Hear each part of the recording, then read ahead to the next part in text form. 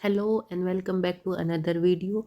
अगर आप BEd entrance exam की प्रिपरेशन कर रही हैं और आपका टारगेट है 80 प्लस स्कोर लाना, तो ये वीडियो आपके लिए बहुत ही इम्पोर्टेंट है, क्योंकि इस वीडियो में हम बात करने वाले हैं कैसे एग्ज़ाम में 80 प्लस स्कोर करें, क्या बेटर स्ट्रेटजी अपनाएं और क्या क्या लास्ट में रिवीजन करें जिससे हमारा जो स्कोर है 80 प्लस आराम से हो जाए। तो इस वीडियो में हम करने वाले हैं सिंपल स्ट्रेटजीज़। क्या करेंगे, 5 स्टेप को फॉलो करेंगे। फर्स्ट स्टेप क्या है, तैयारी से पहले, प्रिपरेशन करने से पहले हमें सिलेबस का क्लियर अच्छे से पता होना चाहिए। जो मेनली बीएड एंट्रेंस एग्ज़ाम है उनके अंदर 100 क्वेश्चंस आते हैं।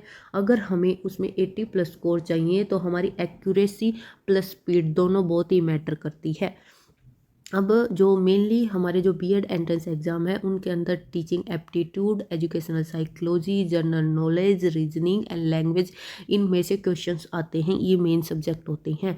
अगर टीचिंग एप्टीट्यूड की बात करें तो इसके अंदर teaching methods, lecture method, discussion method, play activities, ये सारे मेथड्स होते हैं। इनको अच्छे से प्रिपेयर कीजिए। उसके बाद मोटिवेशन टॉपिक बहुत ही इंपॉर्टेंट है। अगर आपको इनको डिटेल में समझना, कंसेप्ट समझना है तो चैनल को सब्सक्राइब कर लीजिए। इस चैनल पर आपको हर टॉपिक एकदम कंसेप्ट के साथ समझाया गया है।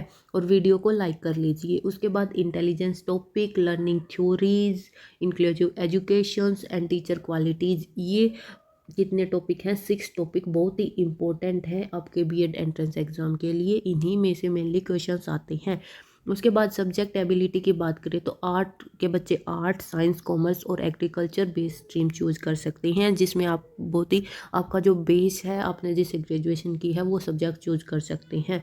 फिर बात करते हैं जनरल नॉलेज की। जनरल नॉलेज भी इसमें बहुत ही इंपॉर्टेंट रोल प्ले करता है। 25 अराउंड क्वेश्चन आते हैं। इसमें क्या क्या है, history, geography, polity, current affairs, 6 month की करंट कर लीजिए, नेशनल और इंटरनेशनल इवेंट्स।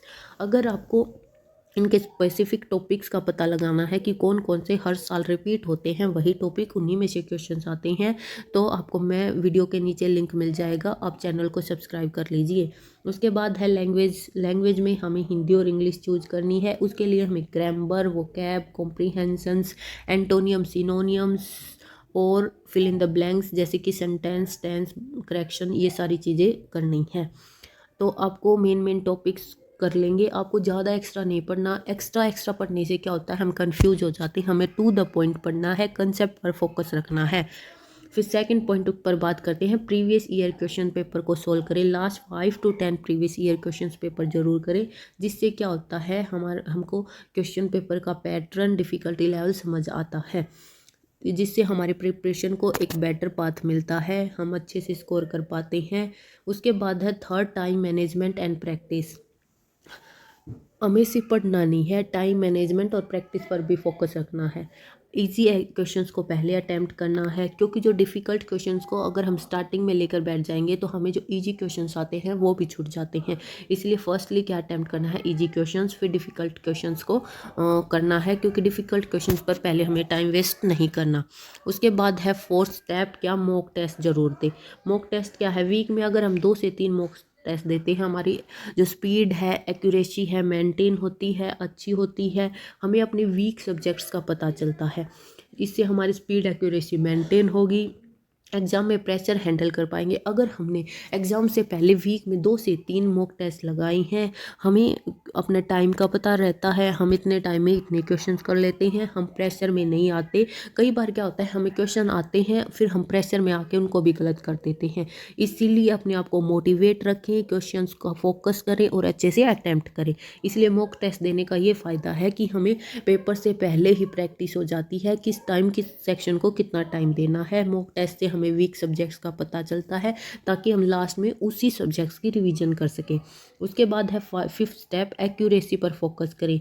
क्या है, कई जो बीएड नेगेटिव मार्किंग होती है बीएड एंट्रेंस में, कई में नहीं होती। अगर जिन पेपर्स में नेगेटिव मार्किंग है वहाँ पे गैस वर्क बहुत ही कम करना है, हमारी एक्यूरेसी मेंटेन रखनी है 75 से 80%। ठीक है, जो नेगेटिव मार्किंग है वो पॉसिबल है। एक्यूरेसी बनाना बहुत ही ज़रूरी है। अगर आप इसी तरह की वीडियो देखना चाहते हैं तो अच्छे से कमेंट कर दीजिए। कमेंट में लिखिए रेगुलर टिप्स कमेंट बीएड 2026, ऐसे कुछ कर सकते हैं। मैं बीएड 2026 एंट्रेंस एग्ज़ाम के लिए बहुत प्यारा सा कंटेंट लेके आने वाली हूँ। आगे और भी डिटेल में क्रैश रिविजन्स भी आएंगे। ठीक है, थैंक्स फॉर वॉचिंग।